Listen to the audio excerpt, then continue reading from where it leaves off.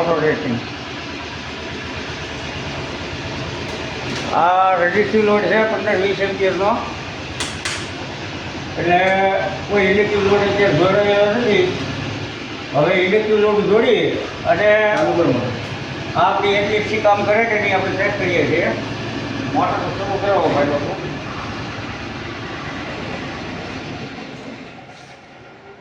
Motor શરૂ થાય ને ઇલેક્ટ્રિક લોડ આવે ને તો ખ્યાલ આવે કે ભાઈ ઓટોમાં કામ કરે કે નહીં. હાલો, ચાલુ કર મોટર. તું નથી પણ ત્યાં જશે ને તો મોટર શરૂ થાય ઇલેક્ટ્રિક લોડ આવે એટલે ઓટોમેટિક કેપેસિટર ઓન થવા જોઈએ. પાવર સેક્ટર મેન્ટેન થવું જોઈએ. કરો છો ચાલુ કરી મેં. હવે સ્ટેજ 1 સ્ટાર્ટ. કઈ મોટર શરૂ કરી? કન્ટિન્યુ. હવે બીજું ગ્લોવર બરોબર ચાલુ કરવાનું કીધું તો કરે છે. મેન પડી ગઈ છે, મેન ચડાવીને કર પાછી. બંધ કરે છે પેલા.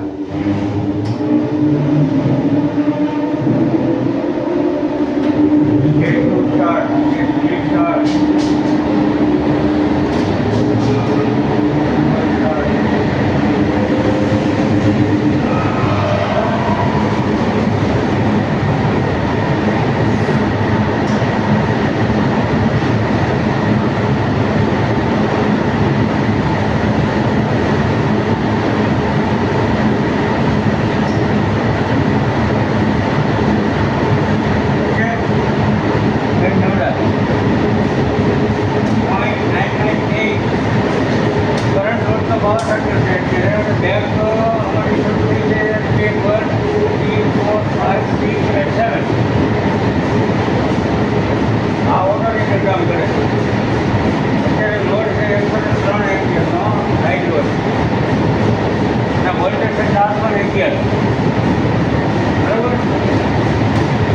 બીજું કંઈ કેરી વચ્ચે બાકી બધું લોડ શરૂ થાય એટલે એકવાર વિઝિટ કરાવું.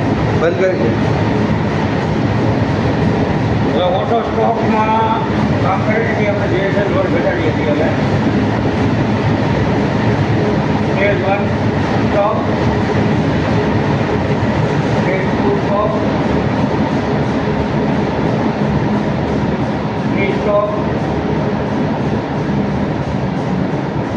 4 સ્ટોપ. 6 સ્ટોપ. બંધ કરી દે. બંધ કરી દે. બંધ 6 સ્ટોપ. બધા આવ્યો ચાલો.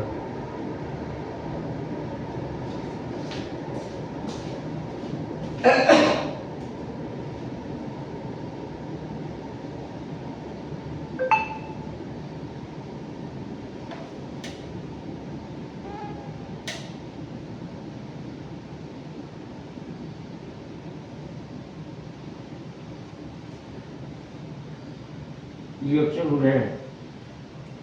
મોટર ચાલુ છે ને પાણી પાણી છે ને પાણીની મોટર. સ્ટોપ કરી નાખ્યું.